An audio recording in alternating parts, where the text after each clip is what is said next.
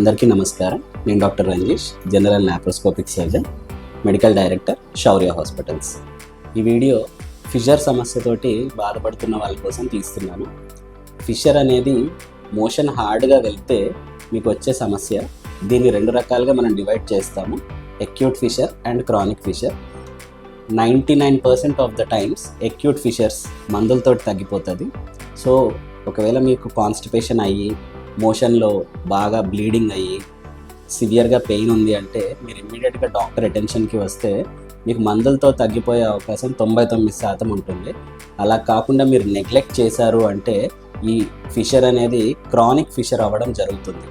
ఒకసారి క్రానిసిటీ వచ్చింది అంటే ఆ ఫిషర్ పూర్తిగా హీల్ అవ్వకపోవడం, ఒకసారి దాన్ని ఇన్ఫెక్షన్ అయ్యి ఫిస్టులా లాగా జరిగే అవకాశం ఎక్కువగా ఉంటుంది. సో ఫిషర్ అనేది మీకు స్టార్టింగ్ స్టేజ్లోనే మనం ట్రీట్మెంట్స్ ఇస్తే మీకు హీల్ అయ్యే అవకాశం ఎక్కువ ఉంది. కాబట్టి మీరు ఈ ప్రాబ్లం తోటి కనుక సఫర్ అవుతుంటే తొందరగా వచ్చి చూపించుకుంటారని అనుకుంటున్నాను. Thank you.